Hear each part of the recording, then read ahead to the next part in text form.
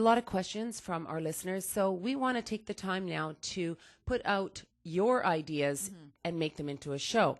So we're going to start off today with a question from a fellow named Bruce. And we have a fellow in the studio named Brody who is also a listener who lives in Vancouver. And he asked us if he could come in and be a part of the show. So Bruce's question was, why does it take 6 months for people to show who they really are when in a relationship? Well, Sandra and I were talking about this earlier, and we found that people are very guarded initially, and they want to protect themselves from getting hurt because no matter what age you are, you've already been hurt. They don't want to show that they're vulnerable. Everybody wants to be the tough guy, right? Sure. So they hide their vulnerability. And there's also this serial 6-month monogamous. Now, that's a big stretch of words there, but what that is there's a lot of people that only date for a short time span. So why would they do that? Doesn't that mean starting all over again with the small talk and everything else and the get to know you and the first date going out, waiting 3 dates, 4 dates for sex? What's going on? That's a good question, too. I don't know. Well, I think that the word new means exciting to most people. Yes. Yeah. And so it's easy to bullshit for 6 months and play that role. This way, it was always fun and exciting, and I fell into the trap of being one of those people. So what you're saying then is that kind of psychology is the person is not ready for long-term relationship. Exactly.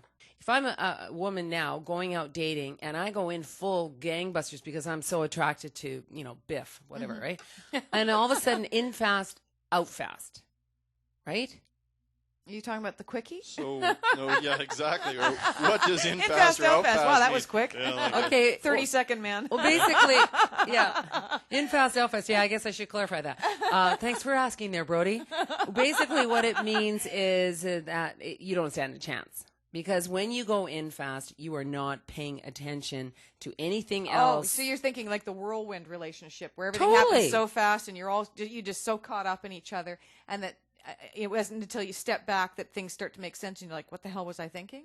Well, yeah, but you also, if you're in fast, you don't really have anywhere to go. If it's so good in the first month that it's just sex all the time and you can't stand not to be with each other, it's one of those kind of things that all of a sudden when one little thing goes wrong, it's... Isn't that called the teenage years? Yeah. No, there's a lot of people that do it now, but that's another good question. Because, yeah, it does sound really immature. They never grew up, yeah. Yeah. Yeah. But maybe that's why some people are single forever. They don't grow up. Yeah. Would you go so far as to Google them? I sure would. Sure would. And actually, it's interesting. Hey. We just, what's that? Isn't that kind of invasive and paranoid? And where does the relationship learning to grow with each other? Well, you make a good point because, Yeah. like even Elle Macpherson, I just read recently in the newspaper that she started dating this 56-year-old guy that was helping her move or something. It was the company. He owned the company. And she found out later that this guy was in jail for 3 years in Australia for trying to smuggle in cocaine. So maybe if she had Googled him, she might have known that. He would definitely be in right? the paper. So there are certain things that you definitely want to find out about people. I mean, he's a legitimate businessman, 56 years old, wealthy. Who would think that the guy was a cocaine smuggler?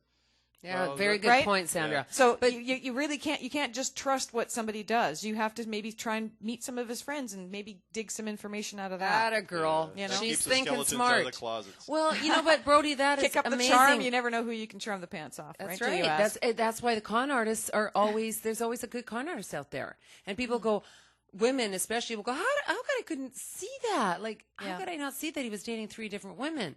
Oh, Well, yes, you and know- I've seen that happen before too, and that's just devastating. It is devastating, but Yeah. there's flags. People have to understand there's flags. And that's why when you go in fast, you do go out fast, because what's happening is you're playing on the lust card, you're playing on the physical attraction. So you don't know run the anything risk about of that crashing person. and burning. Totally. Yes, yeah. Totally. There is an actual chemical that is released in the first 3 to 6 months of a euphoric relationship. And mainly, it's sex that's bringing it out. But it's called oxytocin, and it's a chemical that's also found in chocolate. Yes. So what happens, it creates this euphoria that brings this early, I think I'm falling in love. And I mean, we've all had that. Yep. Okay. Yep. We think it's love. Yep. Mind you, you've known them for probably a month to 2 months at this point. So chocolate lube is a big seller? Chocolate lube.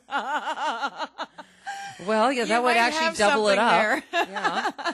Doesn't look that great, but Yeah. So how do we avoid these chocolate cravings, Brody? By putting more chocolate into it, it's not going to help. Well, I don't know. You double up, you won't overdose, would you?